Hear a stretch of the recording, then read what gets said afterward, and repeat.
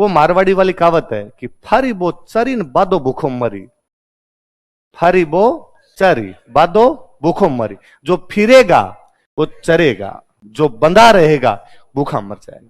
हमें इन सेठों से सीखना चाहिए कि पूरा का पूरा हवेली छोड़ के एक सेठ यहां से कलकत्ता चला गया बिजनेस के लिए, अपने से गांव में 14 बीघा जमीन नहीं छुड़ती है ना, ले दे के छोटा सा एक घर होता है 3-4 कमरों का, थोड़ी बहुत कोई 10-15 बीघा जमीन होती है, उसमें भी कोई अपने को कह दे कि शहर चलना है तब ना ना।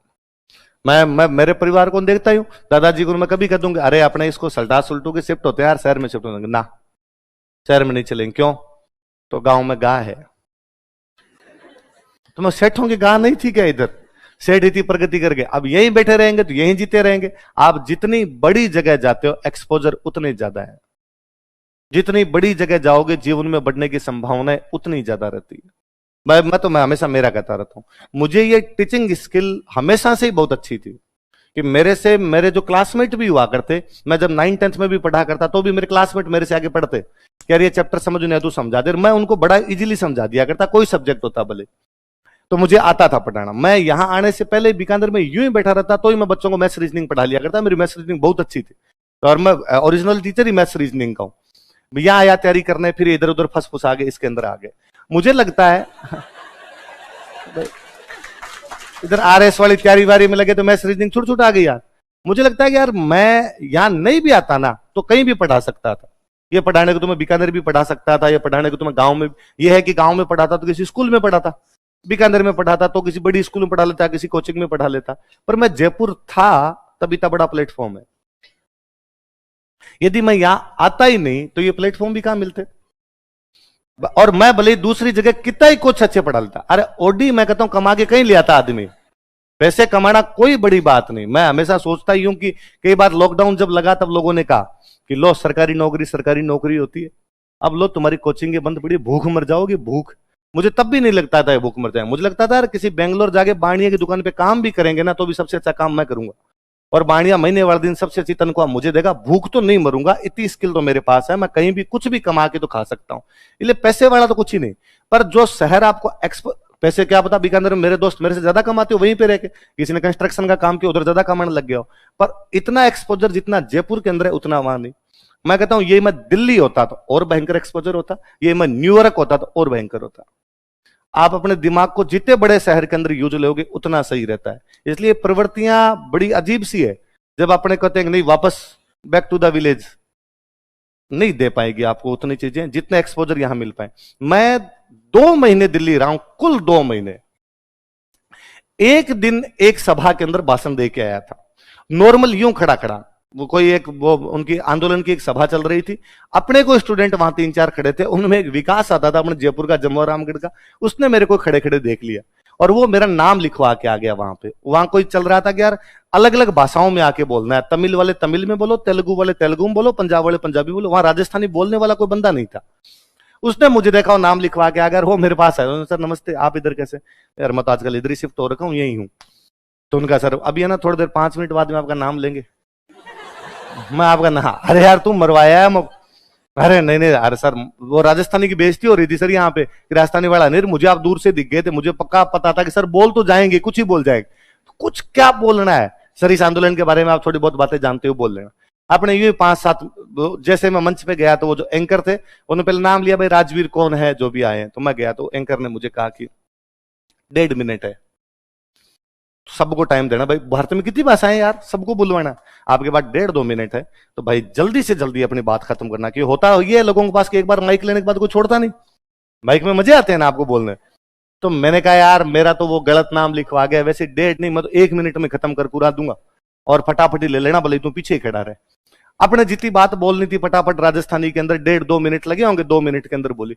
जब वो वापस एंकरमैन से लेने लगा तो जनता ने होला मचा दिया कि वंस मोर। तो उसने कहा कि यार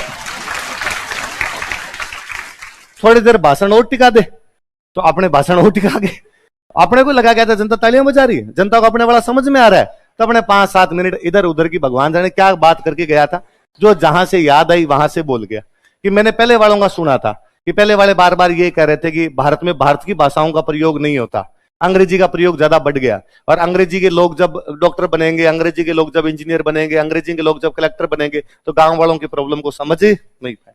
अपने पास एक दो एग्जाम्पल पड़े थे, तो मैंने यूं कोई एग्जाम्पल टिकाया कि भाई हमारे नागौर में राजीव गांधी की एक जनसभा थी। राजीव गांधी जब पीएम थे तो उनकी एक जनसभा थी हमारे नागौर में। तो उन्होंने पूछा जनसभा में कि भाई किसी की कोई दिक्कत हो तो बताओ, हमारी सरकार से क्या हो। तो हमारे एक नागौर के लोकल किसान खड़े हुए, उन किसान ने खड़े होकर कहा, साहब एक भयंकर दिक्कत चल रही है आजकल। क्या? कि जब हम हरी मिर्च बोते हैं ना, तो हरी मिर्च का जब बीज वगैरह जो लेके आते हैं हम हरी मिर्च, तो वो जब बीज लगाया, हरी मिर्च बोई हमने, हरी मिर्च बेच के आए मार्केट में, तो मान लो हरी मिर्च बिकती है 10 रुपए किलो, 20 रुपए किलो मार्केट में। फिर जब हम लाल मिर्च लेके आते हैं, वो जो पाउडर लेके आते हैं, वो आती है साहब 50 रुपए किलो। तो हमसे तो इतनी सस्ती ले ली और उसी के आपने मिर्च का पाउडर बना के दिया, तो इतना महंगा दिया। तो मगर राजीव गांधी का जवाब था कि तुम हरी बोते ही क्यों, लाल ही बोलिया करो। क्योंकि राजीव गांधी को नहीं पता था कि हरी और लाल मिर्च में किसी भी प्रकार का अंतर होता है, क्योंकि वो बहुत, तो लोगों को ऐसे एग्जाम्पल यूं बड़े अच्छे लगते हैं ना, देसी टाइप के एग्जाम्पल। तो जनता ने 10-15 मिनट तक तालियां पीटी। अपने बाद नीचे मंच से नीचे उतर गया, मैं नीचे उतर गया तो एक हनुमानगढ़ के कोई और भैया, उन्होंने कहा, यार जोरदार बोला, तू हनुमानगढ़ गया क्या? मैं नहीं, हनुमानगढ़ का नहीं हूं, मैं बीकानेर का हूं, पर मैं उस नहर वाले बेल्ट का हूं, तो आपको मेरी भाषा देख के वैसा कुछ लगा होगा। उनका, हाँ यार तू एकदम गांव जैसी सी भाषा बोल रहा था। आप भैया?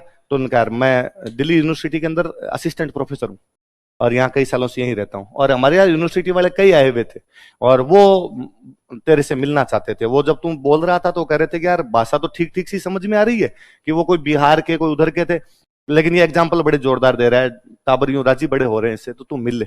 अपने गए उन सर के पास, नमस्ते सर, नमस्ते। उन सर ने नंबर लिया। अपने तीसरे दिन उन सर ने फोन किया कि आज तक पर एक कार्यक्रम है, चलेगा? हम, हो आप कहो वहां चल लू मैं, चलने का तो कुछ ही नहीं है, आप कहोगे वहां चल लूंगा। आज तक वाले का, अब ये ना, ये जितने कार्यक्रम, मैंने वहां खूब सारी चीजें सीखी। ये जितने कार्यक्रम होते हैं स्क्रिप्टेड होते हैं, यानी कि जनता के बीच में से कोई सवाल पूछेगा, कोई जनता के बीच में नहीं, पहले से तय होता है कि कौन पूछेगा। इतने बिठाए, अब तय है कि फलान जी से पूछना है, दूसरा नहीं पूछेगा। अंजना ओम कश्यप का एक कार्यक्रम आता था, हल्ला बोल, अब भी आता है, तो हल्ला बोल वाले कार्यक्रम में तो मुझे उन सर ने बाकायदा पहले ले जाके मिलाया उनसे, कि इनसे मिल लो, और उनसे मिला के और कहा कि सवाल इसी बंदे से पूछना है। उधर भाजपा की तरफ से आए हुए थे हमारे बीकानेर के एमपी साहब अर्जुन राम जी मेघवाल, अर्जुन राम जी आए। तो उस, अब कब सुनना हो, मेरा वो वीडियो खूब तैरता रहता है इधर उधर, तो उसके अंदर वो बाकायदा अंजनाम कश्यप, कोई उसको समझने वाला समझ लेगा कि ये पूरा स्क्रिप्टेड है, क्योंकि अंजनाम कश्यप मेरे को पहले से ही अर्जुन राम जी को पहले से ही कह रही है, अभी आपसे आपके बीकानेर का एक लड़का सवाल पूछना चाहता। उसको क्या पता चला बीकानेर का हूं, जब 200 बैठे हुए उनके अंदर, तो मुझे पता चला कि अच्छा यार आप, और मैं जैसे ही वापस गया, और उस दिन मैं अच्छा पक्ष रख के आया था स्टूडेंट की तरफ से, सरकार का, उसमें सरकार से जवाब देते नहीं बने कि यार क्या बोलना है क्या नहीं बोलना। उस दिन यूपी बिहार वाले बड़े राजी। दूसरे दिन मैं गया तो वो सारे कहे क्या गरियाए थे सरकार को। अपने कहते ना किसी को यूं, हाँ गरियाना, गरियाना मतलब क्या हिंदी में अपने क्या वर्ड होगा? पीटना तो नहीं होता, हाँ झाड़ना, झाड़ना, बातों में किसी को झाड़ देना टाइप का ना। तो क्या गरिया दिए थे कल आप? तो अपने पता चला अच्छा अपन गरिया भी सकते हैं क्या अपने? अच्छा, एक झारखंड का लड़का मेरे पास और उसने कहा कि भाई तुम जो बोलते हो ना उसमें सटायर बड़ा जोरदार होता है। उस दिन मुझे पता चला कि सटायर का मतलब कटाक्ष होता है, और मैं जो बातें बोलता हूं उनके अंदर कटाक्ष वाली बातें ज्यादा होती है, इसलिए लोगों को ये समझ में आती। उसके बाद में दिल्ली टीवी पे जाता था मैं, दिल्ली, वो आज तक वाला तो एक फेमस हो गया, वो अपने लोगों ने वायरल कर दिया ज्यादा। बाकी ऐसा कोई दिन नहीं जिस दिन टीवी पर गए नहीं, अपने तैयार ही रहते थे कि कहीं जाना। और इतने बड़े बड़े लोगों से मिलने का मौका मिलता जिसकी हद नहीं। वो सर जो मुझे उस कार्यक्रम में लेके गए थे, उन्होंने उसके बाद मुझे 3 बार कहा कि तुझे अरुण जेटली से मिलवा के लेना है। अरुण जेटली उस समय देश के सब कुछ थे पिछली गवर्नमेंट के अंदर, पर तब मेरे में भाव था नहीं अभी टाइम नहीं है, एक बार बाद में मिले। मुझे लगता था यार ये कोई बड़ी बात थोड़ी है, अब किसी से मिल सकते हैं, अपने इधर रह रहे हैं, अपने आंदोलन का काम करते हैं, आंदोलन में रह के। ये जिन्होंने ये पार्टी बना रखी है, कौन सी पार्टी बनाई अभी, स्वराज पार्टी कैसी, योगेंद्र यादव, जो आम आदमी पार्टी से अरविंद केजरीवाल ने जिनको निकाल दिया, India Swaraj party, Swaraj India party ऐसी कुछ बना रखी नहीं योगेंद्र जी। तो योगेंद्र जी तब यूं कहीं बैठे होते, खूब यूं मुझे जानते ढंग से, अरे कि किसी को समझाने के लिए भेजना है तो राजवीर को भेज देते। मुझे लगता है क्यों भेज देते वहां पे राजवीर को, क्योंकि राजवीर दिल्ली के अंदर था, मैं होता ही नहीं तो कौन किसको भेजता, वो कैसे जानते। आप जितने बड़े शहर के अंदर होते हो उतना बड़ा एक्सपोजर है, जितना आप अपने को खोलोगे उतना ज्यादा जिंदगी में मजे। जिंदगी में सबसे बड़ी प्रॉब्लम है खुद को कंफर्ट जोन में बांध लेना। जब आप अपने को कंफर्ट जोन के अंदर बांध लेते हो ना, कई बार कई स्टूडेंट आके मेरे को जब ये कहता है कि सर ये वाला सब्जेक्ट तो समझ में आता ही नहीं, ये वाला आ जाता है, तो मैं एग्जैक्टली हमेशा कहता हूं यार इसका मतलब यही कि इस सब्जेक्ट को तू कंफर्ट जोन में फील करता है, इसको कंफर्ट जोन के अंदर फील नहीं करता। जिस दिन इस कंफर्ट जोन को तोड़ देगा उस दिन खूब सारी चीजें आने लग जाएगी। इसलिए इन सेठों से, अपने वालों से ये चीज सीखनी चाहिए। मैं तो इनका मुरीद हूं कि यार कैसे अपना सब कुछ धन संपत्ति छोड़ के कोई आदमी बाहर जा सकता है और बाहर जाके इतना कमा सकता है, इतना कमा सकता है कि भारत के सबसे अधिक पैसे वाले हैं। कि आज भी लोग, अभी तक भी गांव में लोग अंबानी अडानी को नहीं जानते, बूढ़ियों के आज भी होते हैं बिरलो बनाएंगे। बिरला बिरला बहुत बड़ी चीज है। आज भी कोई ज्यादा पैसे वाला हो जाता है, ओके टाटा बिरलो है। क्यों आज भी उस बिरले का नाम क्यों लिया जाए? पिलानी का था, गांवड़ा है पिलानी, पर उसने वहां बिट्स ला के खोल दी।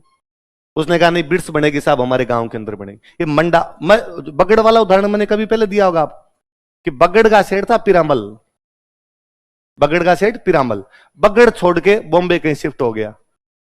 आप बगड़ पूरा घूम लीजिए, सब कुछ पिरामल के नाम पर ही है। पिरामल धर्मशाला, पिरामल सराय, पिरामल प्याऊ, Piramal school, Piramal college, Piramal hospital, Piramal अनाथालय, पिरामल वृद्धाश्रम, सब कुछ पिरामल पिरामल पिरामल। इतना पैसा कमा गया तब अपने लोगों के लगा भी सका।